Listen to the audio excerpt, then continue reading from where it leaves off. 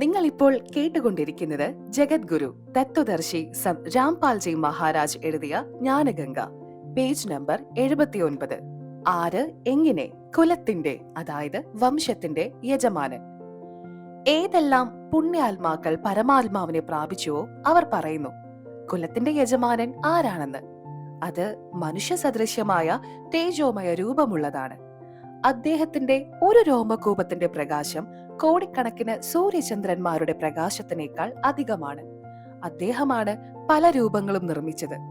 പരമേശ്വരന്റെ യഥാർത്ഥ പേര് അവരവരുടെ ഭാഷയിൽ കബീർദേവ്, വേദങ്ങളിലും സംസ്കൃത ഭാഷയിലും ഹക്ക കബീർ. ശ്രീ ഗുരുഗ്രസ്ത സാഹിബിൽ പേജ് നമ്പർ 721 ദേശീയ ഭാഷയിൽ സത് കബീർ. ധർമ്മദാസ്ജിയുടെ വാണിയിൽ ക്ഷേത്രീയ ദേശീയ ഭാഷയിൽ ബന്ദി ചോട്ട് കബീർ. സന്ത് ഗരീബ് ദാസ്ജിയുടെ സദ്ഗ്രന്ഥത്തിൽ ദേശീയ ഭാഷയിൽ കബീര കബീരൻ, ഖബീര ഖബീരൻ.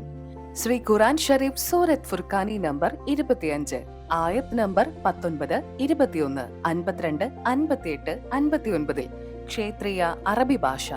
ഈ പൂർണ്ണ പരമാത്മാവിന്റെ ഉപമാത്മക പേര് അനാമി പുരുഷ്, അഗമ പുരുഷ്, അലക് പുരുഷ്, സത് പുരുഷ്, അകാലമൂർത്തി, ശബ്ദസ്വരൂപി രാമ, പൂർണ്ണബ്രം, പരമ അക്ഷരബ്രം എന്നിവയാണ്.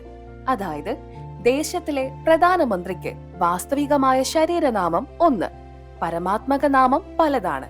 പ്രധാനമന്ത്രി, പ്രൈം മിനിസ്റ്റർ എന്നിങ്ങനെ പലവിധം. അതുപോലെ ഭാരതത്തിലെ പ്രധാനമന്ത്രി തന്റെ അടുക്കൽ ആഭ്യന്തര വകുപ്പ് വഹിക്കുന്നു. എപ്പോഴാണോ ആ വകുപ്പിന്റെ ചുമതല നിറവേറ്റുന്നത് അപ്പോൾ തന്റെ പദവി ആഭ്യന്തര മന്ത്രി എന്ന് എഴുതുന്നു, കയ്യൊപ്പും ഇടുന്നു. ഇങ്ങനെ കണക്കാക്കിയാൽ മതി പരമാത്മാവിന്റെ അധികാരങ്ങളും. ഏതൊരു സന്യാസിമാർക്കാണോ പരമാത്മാവിനെ പ്രാപിക്കാൻ കഴിഞ്ഞില്ലയോ അവർ തങ്ങളുടെ അവസാന അനുഭവങ്ങൾ പറയുന്നു. എന്തെന്നാൽ ഈശ്വരൻ വെറും ഒരു പ്രകാശമായിട്ടാണ് കാണുക. അദ്ദേഹത്തിന് രൂപമില്ലാ ശരീരത്തിൽ ശബ്ദം കേൾക്കുന്നത് ഭക്തിയുടെ പ്രഭാവം കൊണ്ടാണ്. ഇനി നമുക്ക് ചിന്തിക്കാം. ഒരു അന്ധൻ, ഒരു കുരുടൻ മറ്റ് അന്ധന്മാരുടെ ഇടയിൽ സ്വയം കണ്ണുള്ളവനെന്ന് കരുതി പറയുന്നു. എന്തെന്നാൽ രാത്രിയിൽ ചന്ദ്രന്റെ പ്രകാശം വളരെ മനോഹരമാണ്, മനസ്സിനെ വല്ലാതെ ആകർഷിക്കുന്നു, ഞാനത് കാണുന്നു. മറ്റ് അന്ധന്മാരായ ശിഷ്യന്മാർ ചോദിക്കുന്നു, ഗുരുജി ചന്ദ്രൻ എങ്ങനെയിരിക്കും?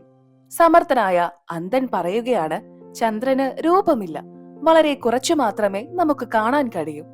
ആരെങ്കിലും പറയുകയാണ്, സൂര്യൻ നിരാകാരനാണ്, കാണാൻ കഴിയില്ല, സ്വയം പ്രകാശിക്കുന്നു, അതുകൊണ്ട് അതിന്റെ പ്രകാശം മാത്രമേ കാണാൻ കഴിയൂ. ഗുരുജി പറഞ്ഞതനുസരിച്ച് 2.5 മണിക്കൂർ, രാവിലെ 2.5 മണിക്കൂർ വൈകിട്ടും ആകാശത്തിലേക്ക് നോക്കുന്നു, പക്ഷെ ഒന്നും കാണുന്നില്ല. തന്നെ താൻ വിമർശന വിധേയനാകുന്നു. ഗുരുജി പറഞ്ഞത് ശരിയാണ്, നമ്മുടെ ഉപാസന 2.5 മണിക്കൂർ രാവിലെയും വൈകിട്ടും കൊണ്ട് പൂർത്തിയാകുന്നില്ല, അതുകൊണ്ട് നമുക്ക് സൂര്യനെയും ചന്ദ്രനെയും കാണാൻ കഴിയുന്നില്ല. സമർത്ഥനായ ഗുരുവിന്റെ വ്യാഖ്യാനത്തെ ആധാരമാക്കി സമർത്ഥനായ അന്ധൻ, അതായത് ജ്ഞാനഹീനൻ, വ്യാഖ്യാനത്തിന്റെ പ്രചരണം കോടിക്കണക്കിന് അന്ധന്മാരിൽ എത്തിക്കുന്നു. പിന്നീട് കണ്ണുള്ള, അതായത് തത്വദർശിയായ സന്ത് പറയുകയാണ്, സൂര്യന് രൂപമുണ്ട്, അതിൽ നിന്നാണ് പ്രകാശം വരുന്നത്. നിങ്ങളിപ്പോൾ കേട്ടുകൊണ്ടിരിക്കുന്നത് ജഗദ്ഗുരു തത്വദർശി സന്ത് രാംപാൽജി മഹാരാജ് എഴുതിയ ജ്ഞാനഗംഗ, പേജ് നമ്പർ 80. ആർ എങ്ങനെ കുലത്തിന്റെ വംശത്തിന്റെ യജമാനൻ. അതുപോലെ ചന്ദ്രനിൽ നിന്നും പ്രകാശം വന്നുകൊണ്ടിരിക്കുന്നു. അല്ലയോ കണ്ണില്ലാത്തവരെ, അല്ലയോ അജ്ഞാനി, ചന്ദ്രനില്ലാത്ത രാത്രിയിൽ പ്രകാശം എവിടെ നിന്ന് വരുന്നു? അതുപോലെ ആരെങ്കിലും പറയുകയാണ്, ട്യൂബ് ലൈറ്റ് കണ്ടു. മറ്റൊരാൾ ചോദിക്കുന്നു, ട്യൂബ് ലൈറ്റ് എങ്ങനെയുണ്ട്? താങ്കൾ അതിന്റെ പ്രകാശം കണ്ടിട്ടുണ്ടോ? മറുപടി, ട്യൂബ് ലൈറ്റിന് രൂപമില്ല, നിരാകാരനാണ്, കാരണം അത് കാണാൻ കഴിയില്ല, കേവലം പ്രകാശം മാത്രം തരാനേ കഴിയൂ. ചിന്തിക്കാം, ട്യൂബ് ഇല്ലാതെ പ്രകാശം എവിടെ നിന്ന് വരുന്നു? അഥവാ ആരെങ്കിലും പറയുകയാണ്, രത്നം സ്വയം പ്രകാശിക്കുന്നു, എന്നിട്ട് ഇതുകൂടി പറയുന്നു, എന്തെന്നാൽ രത്നത്തിൽ നിന്നും കേവലം പ്രകാശം മാത്രമാണ് കാണാൻ കഴിയുന്നത്. എന്തുകൊണ്ടെന്നാൽ രത്നം നിരാകാരമാണ്, രൂപമില്ലാത്തതാണ്, ഒരൽപ്പം മാത്രമേ ഗോചരമാകുന്നുള്ളൂ, അതായത് കാണാൻ കഴിയുന്നുള്ളൂ. അങ്ങനെ പറയുന്ന വ്യക്തി തീർച്ചയായിട്ടും രത്നം കണ്ടിട്ടില്ല, വ്യാജരത്ന വ്യാപാരിയാണ്. ആരാണോ പരമാത്മാവിനെ നിരാകാരമാണെന്ന് പറയുന്നവോ പ്രകാശം ദർശിക്കുന്നതും ശബ്ദം കേൾക്കുന്നതും ഈശ്വരപ്രാപ്തിയായി കണക്കാക്കുന്നുവോ അവർ പൂർണ്ണമായി ഭഗവാനെയും ഭക്തിയിലും അപരിചിതനാണ്. അപ്പോൾ അയാളോട് ചോദിക്കണം, നിങ്ങൾ ഒന്നും കാണുന്നില്ലെങ്കിൽ പിന്നെ എന്തിനാണ് അനുയായികളെ ഭ്രമിപ്പിക്കുന്നത്? വിശ്വസിപ്പിക്കാൻ ശ്രമിക്കുന്നത്? നിങ്ങൾക്ക് ഒന്നുകിൽ ഗുരുദേവനിൽ നിന്നുള്ള തത്വജ്ഞാന രൂപിയായ നേത്രം നിങ്ങൾക്കും നിങ്ങളുടെ ഗുരുവിനുമില്ല. അതുകൊണ്ട് നിങ്ങൾ ലോകത്തെ, അതായത് മറ്റു ജനങ്ങളെ മോഹിപ്പിക്കരുത്. ഈ കാര്യത്തിൽ സർവജ്ഞാന രൂപയായ കണ്ണുള്ളവനെ കള്ളനാക്കുകയും കള്ളം പറയുന്നവനാക്കുകയും നിങ്ങൾ സ്വയം സത്യവാനായി ഘോഷിക്കുകയും ചെയ്യുന്നു. ഇന്ന് സന്ത് രാമപാലിന്റെ സ്ഥിതി അതാണ്. ആര് പറയുന്നതാണ് ശരി, ആര് പറയുന്നതാണ് തെറ്റ്? ഏതെങ്കിലും ഒരു കുറ്റത്തിന് 5 വക്കീലന്മാർ വാദിച്ചാൽ ഓരോരുത്തരും അവരവരുടെ രീതിയിൽ ഓരോന്ന് പറയും. ഒരാൾ പറയും ഈ തെറ്റിന് ഭരണഘടനയുടെ 301 വകുപ്പ്, മറ്റൊരാൾ 302, മൂന്നാമൻ പറയും 304, നാലാമൻ 306, അഞ്ചാമനായിരിക്കും ശരിയായത്, അതായത് 307 വകുപ്പ് എന്ന് പറയുക. ചിലപ്പോൾ ഈ അബദ്ധം ശരിയായിരിക്കില്ല. ആരാണോ ഭരണഘടന നന്നായി വായിച്ചു പഠിച്ചിട്ടുള്ളത് അയാൾ പറയുന്നതായിരിക്കും ശരി. അപ്പോൾ അയാൾ പറയും 5 വക്കീലന്മാർ പറഞ്ഞതും തെറ്റാണെന്ന്. ഇതുപോലെ വ്യത്യസ്തമായ അഭിപ്രായങ്ങളാൽ ഏത് ശാസ്ത്രമാണ് ശരി, ഏതാണ് തെറ്റ്, അത് നിർണയിക്കുന്നതിന് പവിത്രമായ സദ്ഗ്രന്ഥങ്ങൾ വേണം. അത് എല്ലാവരാലും അംഗീകരിച്ചതായിരിക്കണം. ഇതിന് തെളിവ് ശ്രീമദ് ഭഗവത്ഗീത അധ്യായം 16 ശ്ലോകം 23-24 കണ്ണുള്ള ഏത് സൻ, അതായത് പൂർണ്ണ സൻ, സൂര്യനെ, അതായത് പൂർണ്ണ പരമാത്മാവിനെ കണ്ടിട്ടുണ്ടോ അവരുടെ പേരുകൾ: 1 ആദരണീയ ധർമ്മദാസ് സാഹബ്, 2 ആദരണീയ ദാദു സാഹബ്, 3 ആദരണീയ മല്ലുകദാസ് സാഹബ്, 4 ആദരണീയ ഗരീബ് ദാസ് സാഹബ്, 5 ആദരണീയ നാനക് സാഹബ്, 6 ആദരണീയ ഗിസ സാഹബ് എന്നിവരാണ്. 1 ആദരണീയ ധർമ്മദാസ് സാഹിബ്, ബാന്ധവഘട്ട, മധ്യപ്രദേശ്. അദ്ദേഹത്തിന് പൂർണ്ണ പരമാത്മാവിനെ ജീവനോടെ മധുരയിൽ കാണാൻ കഴിഞ്ഞു. സത്ലോകം കാണിച്ചു കൊടുത്തു. നിങ്ങൾ ഇപ്പോൾ കേട്ടുകൊണ്ടിരിക്കുന്നത് ജഗദ്ഗുരു തത്വദർശി സന്ത് രാംപാൽജി മഹാരാജ് എഴുതിയ ജ്ഞാനഗംഗ, പേജ് നമ്പർ 81. അവിടെ സത്ലോകത്തിൽ 2 രൂപങ്ങൾ കാണിച്ചിട്ട് ജീവനുള്ള രൂപത്തിൽ പരമാത്മാവ് സിംഹാസനത്തിൽ ഇരിക്കുന്നത് ആദരണീയനായ ധർമ്മദാസ് സാഹിബിനോട് പറഞ്ഞു: ഞാനാണ് കാശിയിൽ നീരോനിയമായുടെ വീട്ടിൽ നെയ്ത്തുകാരന്റെ ജോലി ചെയ്തത്. ആദരണീയ രാമംജി എന്റെ ഗുരുവാണ്. ഇത് പറഞ്ഞ ധർമ്മദാസിന്റെ ആത്മാവിനെ തിരിച്ച് ശരീരത്തിലേക്ക് മടക്കി അയച്ചു. ധർമ്മദാസിന്റെ ശരീരം 2 ദിവസം അബോധാവസ്ഥയിലായിരുന്നു. 3-ാമത്തെ ദിവസം ബോധം വീണപ്പോൾ കാശിയിൽ അന്വേഷിച്ചപ്പോൾ മനസ്സിലായി ഈ കാശിയിൽ വന്ന ജുലാഹ, അതായത് നെയ്ത്തുകാരൻ, പൂർണ്ണ പരമാത്മാവാണെന്ന്, സത്പുരുഷനാണെന്ന്. ആദരണീയ ധർമ്മദാസ് കബീർ സാഗർ, കബീർ സാക്കി, കബീർ ബീജക് എന്നീ പേരുകളിലുള്ള സദ്ഗ്രന്ഥങ്ങൾ കണ്ണുകളാൽ കണ്ട് പൂർണ്ണ പരമാത്മാവിന്റെ പവിത്ര മുഖ കമലത്തിൽ നിന്നും പുറത്തുവന്ന് ആത്മവചനങ്ങൾ വിവരണത്തോടെ രചിച്ചു. അമൃതവാണിയിൽ തെളിവ്: ആജ് മോഹെ ദർശൻ ദിയോജി കബീർ, സത്യലോക് സെ ചൽ കർ ആए, काटन जम की जंजीर, थारे दर्शन से म्हारे पाप कटत है, निर्मल हुवे जी शरीर, अमंत भोजन म्हारे सदगुरु जी में, शब्द दूध की खीर, हिंदू के तुम देव कहाए, मुसलमान के पीर, दोनों दीन का झगड़ा छिड़ गया, टोहे ना पाए शरीर, धर्मदास की अर्ज गोसानी, बेड़ा लंघाइयो पल्ले तीर. 2 ആദരണീയ ദാദു സാഹബ്, അമൃതവാണി തെളിവ്: കബീർ പരമേശ്വരന്റെ സാക്ഷി. ആദരണീയ ദാദു സാഹബ് 7 വയസ്സ് പ്രായമുള്ള കുട്ടിയായിരുന്നപ്പോൾ പൂർണ്ണ പരമാത്മാവിനെ ജീവനോടെ കാണാൻ കഴിഞ്ഞു. സത്യലോകത്തിലേക്ക് കൂട്ടിക്കൊണ്ടുപോയി. 3 ദിവസം വരെ ദാദു സാഹബ് അബോധാവസ്ഥയിലായിരുന്നു. ബോധം വീണ ശേഷം പരമേശ്വരനെ സ്വന്തം കണ്ണുകളാൽ കണ്ട മഹിമ പറയുകയും ധാരാളം അമൃതവാണി ഉച്ചരിക്കുകയും ചെയ്തു. जिन मोको निज नाम दिया सोई सदगुरु हमार, दादू दूसरा कोई नहीं कबीर सृजनहार, दादू नाम कबीर की जय कोई लेवे ओट, उनको कभू लागे नहीं काल बज्र की चोट, दादू नाम कबीर का सुनकर कांपे काल, नाम भरोसे जो नर चले होवे न बंका बाल, जो शरण कबीर के तर गए अनंत पार, दादू गुण कीता कहे कहत न आवे पार, कबीर करता आप है दूजा नहीं कोय, दादू पूरन जगत को भक्ति दंडावत सोए, ठेका पूरन होए जब सब कोई तजय शरीर, दादू काल गंजे नहीं जपे जो नाम कबीर, आदमी की आयु घटे तब यम घेरे आए, सुमिरन किया कबीर का, दादू लिया बचाए, मेटी दिया अपराध सब, आए मिले छनमा, दादू संग ले चले कबीर चरण की छा, सेवक देव ने चरण का, दादू अपना जान, भंगी सत्य कबीर ने कीन्हा आप समान, दादू अंतर्गत सदा छिन छिन सुमिरन ध्यान, वारू नाम कबीर पर पल पल मेरा प्राण, सुन दो साखी कबीर की काल नवावे मात, धन्य धन्य हो तिन लोक में दादू जोड़े हाथ, कहरी नाम कबीर का विषम काल गजराज, दादू भजन प्रताप ते भागे सुनत आवाज, पल एक नाम कबीर का दादू मंचित लाए, हस्ती के अश्वार को श्वान काल नहीं खाए, सुमरत नाम कबीर का कटे काल की पीर, दादू दिन दिन ऊंचे परमानंद सुख सीर, दादू नाम कबीर की जो कोई लेवे ओट, तिनको कभू ना लगई काल बज्र की चोट, और संत सब कूप है केते झरिता नीर, दादू अगम अपार है दरिया सत्य कबीर, अभी तेरी सब मिटे जन्म मरण की पीर, श्वास उश्वास सुमिर ले दादू नाम कबीर, कोई सरगुन में रीझ रहा कोई निर्गुण ठहराए, दादू गति कबीर की मोते कहीं ना जाए, जिन मोको निज नाम दिया सोई सद्गुरु हमार, दादू दूसरा कोई नहीं कबीर सजनहार. നിങ്ങൾ ഇപ്പോൾ കേട്ടുകൊണ്ടിരിക്കുന്നത് ജഗദ്ഗുരു തത്വദർശി സന്ത് രാംപാൽജി മഹാരാജ് എഴുതിയ ജ്ഞാനഗംഗ, പേജ് നമ്പർ 82. 3. ആദരണീയ മല്ലൂകദാസ് സാഹിബ് കബീർദേവിന്റെ സാക്ഷി. 42ാമത്തെ വയസ്സിൽ മല്ലൂകദാസിന് പൂർണ്ണ പരമാത്മാവിനെ കാണാൻ കഴിഞ്ഞു. 2 ദിവസം മല്ലൂകദാസ് അബോധാവസ്ഥയിലായിരുന്നു. പിന്നീട് ബോധം വീണപ്പോൾ താഴെ പറയുന്ന വാണി, അതായത് വചനം ഉച്ചരിക്കാൻ തുടങ്ങി.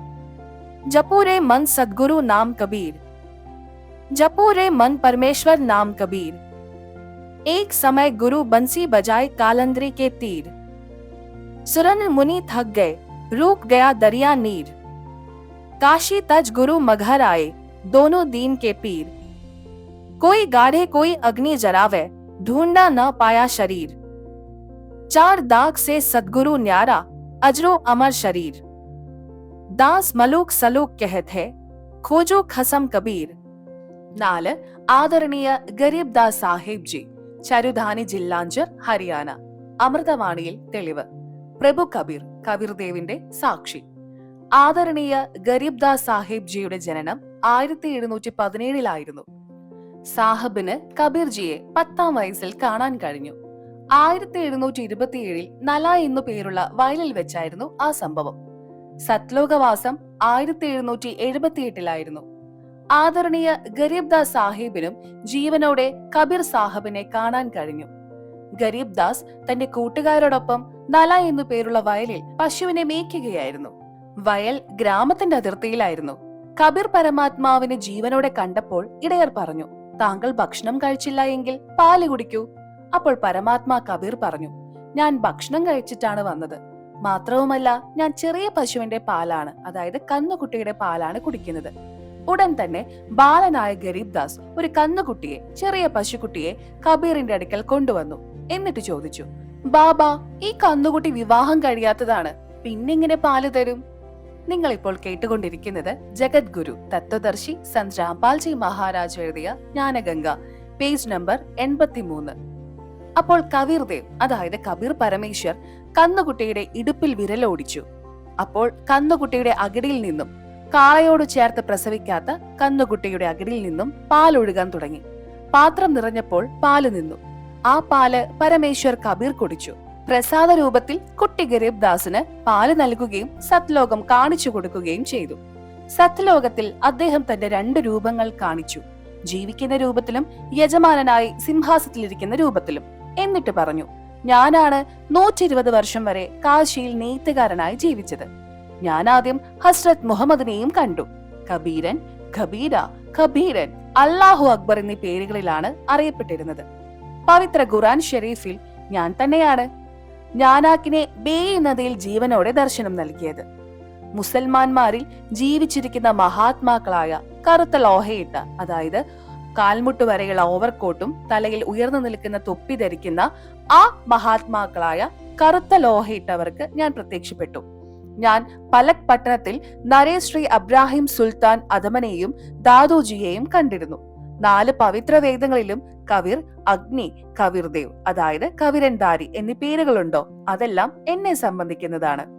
കബീർ ബേദ് ഹമാരാ ഭേദ് ഹൈ, मैं मिलूं बेदों से नांही, जौन बेद से मैं मिलूं वो बेद जानते नांही.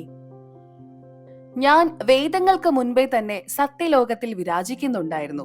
ചുഡാനി ഗ്രാമം ജർ, ഹരിയാനയിൽ ഇന്നും ആ കാട്ടിൽ എവിടെയാണോ പൂർണ്ണ പരമാത്മാവിനെ സന്ത് ഗരീബ് ദാസ് മനുഷ്യരൂപത്തിൽ കണ്ടുമുട്ടിയോ അവിടെ ഒരു സ്മരണ ഫലകമുണ്ട്. ആദരണീയനായ ഗരീബ് ദാസ് ജിയുടെ ആത്മാവ് തന്റെ പരമാത്മാവായ കബീർ ബന്ദിച്ചോടിനോടൊപ്പം പോയതിനു ശേഷം അദ്ദേഹം മരിച്ചുവെന്ന് വിചാരിച്ച് ചിതയിൽ വെച്ച് എരിക്കാനുള്ള തയ്യാറെടുപ്പുകൾ, ഒരുക്കങ്ങൾ നടക്കുമ്പോൾ ഗരീബ് ദാസിന്റെ ആത്മാവിനെ പൂർണ്ണ പരമേശ്വർ അദ്ദേഹത്തിന്റെ ശരീരത്തിൽ പ്രവേശിപ്പിച്ചു. അങ്ങനെ 10 വയസ്സ് മാത്രം പ്രായമുള്ള ബാലനായ ഗരീബ് ദാസ് ജീവിച്ചു. അതിനുശേഷം പൂർണ്ണ പരമാത്മാവിനെ സ്വന്തം കണ്ണുകളാൽ കണ്ട കാഴ്ചകൾ തന്റെ അമൃതവാണിയിൽ സദ്ഗ്രന്ഥം എന്ന പേരിൽ രചിച്ചു. ആ അമൃതവാണിയിൽ നിന്നും അജബ് Nagar may Leh Gaya ഹംകോ Sadhguru an, झिलके बिंब अगाध गति सूते चादर तान, अनंत कोटि ब्रह्मांड का एक रति नहीं भार, सतगुरु पुरुष कबीर है कुल के सृजनहार, गैबी ख्याल विशाल सतगुरु अचल दिगंबर थीर है, भक्ति है काया धर आए अविगत सत कबीर है, हरदम खोज हनोज हाजर त्रिवेणी के तीर है, दास गरीब तबीब सतगुरु बंदी छोड़ कबीर है, हम सुल्तानी नानक तारे दादू कूण उपदेश दिया, जात जुलाहा भेद नहीं पाया काशी माहे कबीर हुआ, सब पदवी के मूल है सकल सिद्धि है तीर, दास गरीब सतपुरुष भजो अविगत कला कबीर, जिंदा जोगी जगत गुरु मालिक मुर्शद पीर, दहु दीन झगड़ा मंड्या पाया नहीं शरीर, गरीब जिस कूण कहते कबीर जुलाहा, सब गति पूर्ण अगम अगाहा. നിങ്ങൾ ഇപ്പോൾ കേട്ടുകൊണ്ടിരിക്കുന്നത് ജഗദ്ഗുരു തത്വദർശി സന്ത് രാംപാൽജി മഹാരാജ് എഴുതിയ ജ്ഞാനഗംഗ, പേജ് നമ്പർ 84. ആര് എങ്ങനെ കുലത്തിന്റെ വംശത്തിന്റെ യജമാനൻ. മുകളിൽ ഉദ്ധരിച്ച വാണിയിൽ ഗരീബ് ദാസ് മഹാരാജ് വ്യക്തമാക്കുന്നു, കാശിയിലെ നെയ്ത്തുകാരൻ എനിക്ക് നാമം നൽകി, ഉപദേശം നൽകി മോചിപ്പിച്ചു. ഈ കാശിയിലെ നെയ്ത്തുകാരൻ തന്നെയാണ് സത്പുരുഷൻ, തന്നെയാണ് പൂർണ്ണബ്രഹ്മം. പരമേശ്വർ കബീർ തന്നെയാണ് സത്ലോകത്ത് നിന്ന് ജീവിക്കുന്ന മഹാത്മാവിന്റെ രൂപത്തിൽ വന്ന് എന്നെ അജബ് നഗറിൽ കൊണ്ടുപോയത്, അതായത് അത്ഭുത നഗരമായ സത്ലോകത്തിൽ കൊണ്ടുപോയത്. അവിടെ സന്തോഷം മാത്രമേയുള്ളൂ, ഒരു ചിന്തയുമില്ല. ജനന മരണം, മറ്റു പ്രാണികളുടെ ശാരീരിക കഷ്ടതകൾ മുതലായ ഒരു ദുഃഖവുമില്ല. ഇദ്ദേഹമാണ് കാശിയിൽ നെയ്ത്തുകാരനായി വന്നത്. സത്പുരുഷൻ ഇങ്ങനെ പല പല രൂപത്തിൽ പല പല സമയത്ത് പ്രത്യക്ഷപ്പെട്ടിട്ടുണ്ട്. ആദരണീയ അബ്രാഹിം സുൽത്താൻ അദമ സാഹിബ് ജിയും ആദരണീയ ദാദോ സാഹിബ് ജിയും ആദരണീയ നാനക് സാഹിബ് ജിക്കും സത്നാമം, അതായത് ഉപദേശം നൽകി മോക്ഷം നൽകി, ഭൗതിക ലോകത്തിൽ നിന്നും മോചിപ്പിച്ചു. ആ കവിർദേവ് ഒരു രോമകൂപത്തിൽ നിന്നും കോടി സൂര്യന്റെ പ്രകാശം പരത്തുന്ന പരമാത്മാവ്, മനുഷ്യനെ പോലെ വളരെ തേജോമയമായ ശരീരത്തിൽ നേരിയ തേജോമയമായ ചോല, അതായത് വസ്ത്രം ധരിച്ചു വന്ന് നമ്മളെ മൃത്യുലോകത്ത് നിന്നും മനുഷ്യലോകത്ത് നിന്നും മോചിപ്പിക്കുന്നു. നമ്മളെ കാണുന്നു. ആ പരമേശ്വരന്റെ വാസ്തവിക സ്വരൂപത്തിന്റെ പ്രകാശം നമ്മുടെ കണ്ണുകൾക്ക് സഹിക്കാൻ കഴിയില്ല. ആദരണീയ ഗരീബ് സാഹിബ് അമൃതവാണിയിൽ പറയുന്നു, സർവകലാ സദ്ഗുരു സാഹിബ് കി ഹരിയായേ ഹരിയാനേ മേ.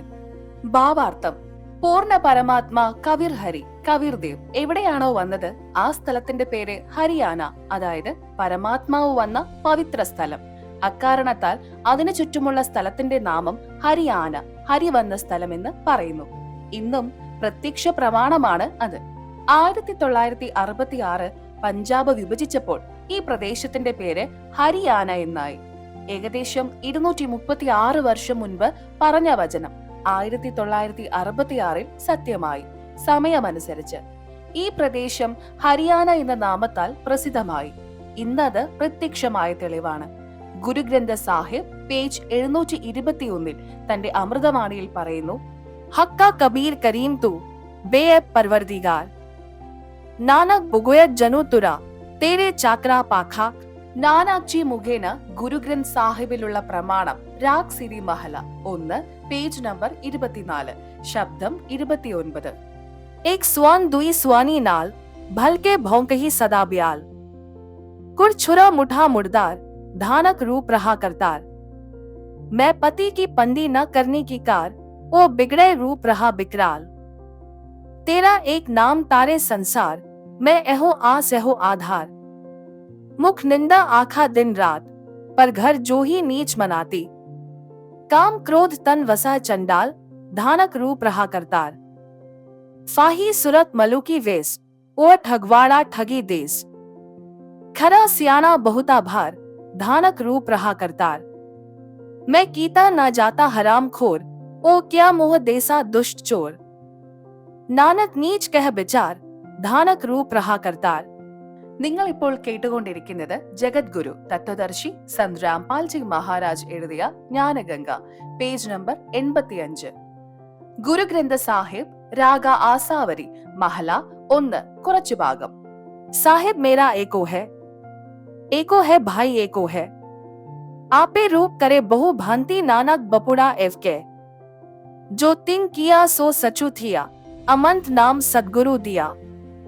गुरु पुरे ते गति मति पाई, बूढ़त जगु देखिया तो डरी भागे. सती गुरु राखे से बढ़ भागे, नानक गुरु की चरणों लागे. मैं गुरु पूछिया अपना साचा बिचारी राम. മുകളിൽ പറഞ്ഞ അമൃതവാണിയിൽ നാനക് സ്വയം സ്വീകരിച്ചിരിക്കുന്നു, സമ്മതിച്ചിരിക്കുന്നു. എന്തെന്നാൽ സാഹബ് അതായത് പ്രഭു ഒന്നു തന്നെയാണ്. അദ്ദേഹത്തിന്റെ നാനക് ജിയുടെ സമയത്ത് മനുഷ്യരൂപത്തിൽ വന്നത് ഗുരു തന്നെയായിരുന്നു. പൂർണ്ണ ഗുരുവിൽ നിന്ന് തത്വജ്ഞാനം നേടിയിരുന്നു. എന്റെ ഗുരു എനിക്ക് അപരനാമ അപരമന്ത്രം അതായത് പൂർണ്ണ മോക്ഷപ്രാപ്തി ഉപദേശിച്ചു തന്നു. എന്റെ ആ ഗുരു പല രൂപങ്ങൾ ധരിക്കുന്നു. അത് തന്നെയാണ് സദ്ഗുരു. അദ്ദേഹത്തെ ജീവനോടെ കാണുന്നു, അതായത് ജീവിച്ചിരിക്കുന്ന മനുഷ്യരൂപത്തിൽ. അദ്ദേഹം ദാനക് നെയ്ത്തുകാരനായി കാശി പട്ടണത്തിൽ ജീവിച്ചു. സാധാരണ ജനങ്ങൾക്ക് ഭക്തി ഉപദേശിച്ചു. ശാസ്ത്രവിരുദ്ധ പൂജ ചെയ്ത് ലോകത്തെ ജനന മരണ കർമ്മഫലമാകുന്ന എരിയുന്ന തീ കൊണ്ട് ജീവിതം വ്യതമാണെന്ന് ഭയന്ന് ഞാൻ ഗുരുവിനെ അഭയം പ്രാപിച്ചു. ബലിഹാരി ഗുരു ആപ്നെ ദ്യുഹാടി സദ്വാർ, जिन मानस ते देवते किए करत न लागी वार. आपी ने आप साजियो आपी ने रचियो नाव, दुई कुदरती साजिए करी आसनो डिठो चाओ.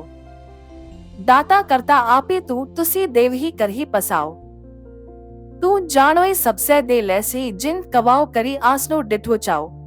ഭാവാർത്ഥം: പൂർണ്ണ പരമാത്മാവ് ജീവിക്കുന്ന രൂപത്തിൽ ബേയെ നദിയിൽ വന്നു. അതായത് ജീവിക്കുന്നു എന്ന് പറഞ്ഞ് 2 ലോകങ്ങൾക്ക് മുകളിലെയും സത്ലോകത്തിലെയും താഴെ ബ്രഹ്മ പരബ്രഹ്മ ലോകത്തിലെയും സൃഷ്ടി നടത്തി. സത്ലോകത്തിൽ ഇരിപ്പിടത്തിൽ ഇരുന്നിട്ട് സന്തോഷത്തോടെ ഇഷ്ടത്തോടെ തന്നാൽ സൃഷ്ടിക്കപ്പെട്ട ലോകത്തെ നോക്കിക്കൊണ്ടിരിക്കുന്നു. താങ്കൾ തന്നെയാണ് സ്വയംഭൂ, അതായത് അമ്മയുടെ ഗർഭത്തിൽ നിന്നും ജനിക്കാത്തത്, സ്വയം പ്രത്യക്ഷപ്പെട്ടത്. ഇതിന് തെളിവ് പവിത്ര യജുർവേദം അധ്യായം 40 മന്ത്രം 8 പറയുന്നു: കവിർ മനീഷി സ്വയംഭൂ പരിഭൂ വ്യവധാത. ഭാവാർത്ഥം: കവിർ പരമാത്മാ സർവജ്ഞനാണ്. മനീഷിയുടെ അർത്ഥം സർവജ്ഞൻ, സ്വയം പ്രത്യക്ഷപ്പെട്ടതാണ്. അത് പരിഭു സനാതൻ, അതായത് സർവപ്രഥമനായ പ്രഭുവാണ്. അദ്ദേഹം സർവബ്രഹ്മാണ്ടങ്ങളുടെയും വ്യവധാത ഭിന്ന ഭിന്ന, അതായത് സർവലോകങ്ങളുടെയും സൃഷ്ടികർത്താവ്. നിങ്ങൾ ഇപ്പോൾ കേട്ടുകൊണ്ടിരിക്കുന്നത് ജഗദ്ഗുരു തത്വദർശി സന്ത് രാംപാൽജി മഹാരാജ് എഴുതിയ ജ്ഞാനഗംഗ പേജ് നമ്പർ 86. ആര് എങ്ങനെ കുലത്തിന്റെ വംശത്തിന്റെ യജമാനൻ. ഏഹോ ജീവ് ബഹുത്തെ ജനം ഭർമിയ താ സതി ഗുരു ശബദ് സുനായ്യ. ഭാവാർത്ഥം: ശ്രീ നാനക് സാഹബ് പറയുന്നു, എന്റെ ഈ ജീവൻ വളരെ സമയങ്ങൾക്ക് മുൻപ് ജനന മരണ ചക്രത്തിൽ ഭ്രമിച്ചുകൊണ്ടിരുന്നു. പല ആവർത്തി ജനിക്കുകയും മരിക്കുകയും ചെയ്തുകൊണ്ടിരിക്കുന്നു. ഇപ്പോൾ പൂർണ്ണ സദ്ഗുരു വാസ്തവിക നാമം തന്നു, 6 മോക്ഷം തന്നു. ശ്രീ നാനക് ജിയുടെ പൂർവജന്മം സത്യയുഗത്തിൽ രാജ അംബരീഷ്, തേത്രായുഗത്തിൽ രാജ ജനകൻ, പിന്നീട് നാനക് ജി. മറ്റു ജന്മങ്ങളുടെ കണക്ക് അറിയില്ല. പ്രഭു കബീർ ജി സ്വാമി രാമാനന്ദന് തത്വജ്ഞാനം നൽകി. പണ്ഡിറ്റ് സ്വാമി രാമാനന്ദ് ജി ഒരു വിദ്വാനായിരുന്നു. വേദങ്ങളുടെയും ഗീതയുടെ മർമ്മജ്ഞനായ വിദ്വാനായി കണക്കാക്കിയിരുന്നു. 5 വയസ്സ് പ്രായമുള്ളപ്പോൾ രാമാനന്ദ്ജിയെ ഗുരുവായി സ്വീകരിച്ചു. ഈ സമയത്ത് കബീർ പരമേശ്വർ കബീർദേവ് തന്റെ ലീലാമയമായ ശരീരത്തിന് 5 വയസ്സായിരുന്നു. അപ്പോൾ ഗുരുമര്യാദയ്ക്ക് വേണ്ടിയുള്ള ലീലകൾ കാട്ടി. 2 വയസ്സുള്ള കുട്ടിയുടെ രൂപം ധരിച്ച് അതിരാവിലെ ഇരുട്ടിൽ പഞ്ചഗംഗാ കടവിൽ കൽപ്പടവിന് മുകളിൽ കിടന്നു. അതുവഴിയായിരുന്നു എല്ലാ ദിവസവും രാമാനന്ദ കുളിക്കാൻ പോയിരുന്നത്. ശ്രീരാമാനന്ദ് 4 വേദങ്ങളുടെയും പവിത്ര ഗീതയുടെയും വിദ്വാനായി കണക്കാക്കപ്പെട്ടിരുന്നു. ആ സമയത്ത് ശ്രീരാമാനന്ദിന് 104 വയസ്സ് പ്രായമായിരുന്നു. കാശിയിൽ മറ്റ് പണ്ഡിതന്മാർ വെറും മൂഢത്തമായ അജ്ഞതയാൽ പൂജകൾ നടത്തിയിരുന്നു. ആ പൂജകൾ തടഞ്ഞ് രാമാനന്ദ് ശാസ്ത്രവിധി പ്രകാരമുള്ള പൂജകൾ മനസ്സിലാക്കിപ്പിച്ചിരുന്നു. കാശിയിൽ അദ്ദേഹം 52 കോടതികൾ കൈകാര്യം ചെയ്തിരുന്നു. കാശിയിലെ മുഴുവൻ ജനതയെയും അദ്ദേഹം സംഘടിപ്പിച്ച് പവിത്രവേദത്തിന്റെയും പവിത്ര ഗീതയുടെയും വിധിപ്രകാരമുള്ള പൂജയും മഹത്വവും പറഞ്ഞു കൊടുത്തിരുന്നു. ഓം എന്ന നാമജപം ഉപദേശിച്ചു. ആ അവസരത്തിൽ ഒരു ദിവസം കുളിക്കാനായി പഞ്ചഗംഗാ കടവിൽ പോകുമ്പോൾ കബീർ സാഹബ് അവിടെ കിടക്കുകയായിരുന്നു. അതിരാവിലെയുള്ള ബ്രഹ്മമുഹൂർത്തത്തിലെ ഇരുട്ടിൽ രാമാനന്ദന് കബീർ സാഹബിനെ കാണാൻ കഴിഞ്ഞിരുന്നില്ല. കബീർ സാഹബിന്റെ തലയിൽ രാമാനന്ദന്റെ മെതിയടി തട്ടി. കബീർ സാഹബ് കൊച്ചുകുട്ടിയെ പോലെ കരഞ്ഞു. പെട്ടെന്ന് രാമാനന്ദ് കുനിഞ്ഞ് കുട്ടിക്ക് മുറിവേറ്റു എന്ന് നോക്കാനായി കുട്ടിയെ എടുത്തു. അപ്പോൾ രാമാനന്ദിന്റെ കഴുത്തിൽ കിടന്ന മാല പരമേശ്വർ കബീർദേവിന്റെ കഴുത്തിൽ വീണു. അപ്പോൾ രാമാനന്ദ് പറഞ്ഞു, മകനെ രാമരാമ എന്ന് പറയൂ. രാമനാമം പറഞ്ഞാൽ എല്ലാ ദുഃഖവും ഇല്ലാതാകും. എന്നിട്ട് കബീർ സാഹബിന്റെ തലയിൽ കൈവച്ചു. ശിശുരൂപത്തിലായിരുന്ന കബീർ സാഹിബ് ഒന്നും മിണ്ടാതിരുന്നു. പിന്നീട് രാമാനന്ദ്ജി സ്നാനം ചെയ്യാനായി പോയി. അദ്ദേഹം ആലോചിച്ചു, കുട്ടിയെ ആശ്രമത്തിലേക്ക് കൂട്ടിക്കൊണ്ടു പോകാം, ആവശ്യമുള്ളവരോടൊപ്പം പറഞ്ഞുവിടാം. പക്ഷേ രാമാനന്ദ് കുളി കഴിഞ്ഞു വന്നപ്പോൾ കുട്ടി അവിടെ ഇല്ലായിരുന്നു. കബീർ സാഹബ് അവിടെ നിന്ന് അന്തർധാനം ചെയ്തിരുന്നു, മറയുകയായിരുന്നു. അദ്ദേഹം തന്റെ കുടിലെത്തിയിരുന്നു. രാമാനന്ദ് വിചാരിച്ചു, കുട്ടിയല്ലേ, പോയിരിക്കും, എവിടെ അന്വേഷിക്കാൻ. നിങ്ങൾ ഇപ്പോൾ കേട്ടുകൊണ്ടിരിക്കുന്നത് ജഗദ്ഗുരു തത്വദർശി സന്ത് രാംപാൽജി മഹാരാജ് എഴുതിയ ജ്ഞാനഗംഗ, പേജ് നമ്പർ 87. കബീർ പ്രഭു സ്വാമി രാമാനന്ദന്റെ ആശ്രമത്തിൽ 2 രൂപത്തിൽ പ്രത്യക്ഷപ്പെട്ടു. ഒരു ദിവസം സ്വാമി രാമാനന്ദന്റെ ശിഷ്യൻ എവിടെയോ സത്സംഗത്തിന് പോയിരിക്കുകയായിരുന്നു. കബീർ സാഹബ് അവിടെ പോയി. സ്വാമിജി വിഷ്ണു പുരാണത്തിലെ കഥ പറഞ്ഞു കേൾപ്പിക്കുകയായിരുന്നു. അദ്ദേഹം പറയുകയാണ്, എല്ലാ സൃഷ്ടിയുടെയും സൃഷ്ടികർത്താവാണ് ഭഗവാൻ വിഷ്ണു. അദ്ദേഹമാണ് സംരക്ഷിതാവ്. രാമന്റെയും കൃഷ്ണന്റെയും രൂപത്തിൽ അവതാരമെടുത്ത പരമശക്തിവാനായ അജന്മാവായ വിഷ്ണുവിന് മാതാപിതാക്കളില്ല. കവീശ്വർ ഇതെല്ലാം കേൾക്കുകയായിരുന്നു. സത്സംഗമത്തിന് ശേഷം കബീർ പരമേശ്വർ പറഞ്ഞു, സ്വാമിജി, ഞാനൊരു ചോദ്യം ചോദിക്കട്ടെ? സ്വാമിജി പറഞ്ഞു, ശരി, ചോദിക്കൂ മകനെ. അവിടെ അനേകായിരം ഭക്തജനങ്ങൾ ഇരിക്കുകയായിരുന്നു. കബീർദേവ് പറഞ്ഞു, താങ്കൾ വിഷ്ണു പുരാണത്തിന്റെ സത്സംഗം നടത്തുകയായിരുന്നു. വിഷ്ണു പരാശക്തിമാനാണ്. അദ്ദേഹത്തിൽ നിന്നാണ് ബ്രഹ്മാവും ശിവനും ഉണ്ടായത്. സ്വാമിജി പറഞ്ഞു, വിഷ്ണു പുരാണത്തിൽ എഴുതിയിരിക്കുന്നതാണ് ഞാൻ പറഞ്ഞത്. കബീർ സാഹിബ് പറഞ്ഞു, സ്വാമിജി, സംശയ നിവാരണത്തിനായിട്ടാണ് ഞാൻ ചോദിച്ചത്. താങ്കൾ ക്ഷുഭിതനാകണ്ട. ഒരു ദിവസം ഞാൻ ശിവപുരാണം കേട്ടു. അദ്ദേഹം പറഞ്ഞു, ശിവനിൽ നിന്നാണ് ബ്രഹ്മാവും വിഷ്ണുവും ഉണ്ടായതെന്ന്. തെളിവ് പവിത്ര ശിവപുരാണം രുദ്രസംഹിത അധ്യായം 2ഉം 7ഉം ഗീതാ പ്രസ് ഗോരഖ്പൂരിൽ നിന്നും പ്രസിദ്ധീകരിച്ചത്. ദേവി ഭാഗവതത്തിലെ 3ാമത്തെ സ്കന്ധത്തിൽ നിന്നും പ്രസിദ്ധീകരിച്ചത്. ദേവി ഭാഗവത്തിലെ 3ാമത്തെ സ്കന്ധത്തിൽ എഴുതിയിരിക്കുന്നു, ഈ 3 പേരായ ബ്രഹ്മാവ്, വിഷ്ണു, മഹേശ്വർ എന്നിവരുടെ മാതാവാണ് ദേവി.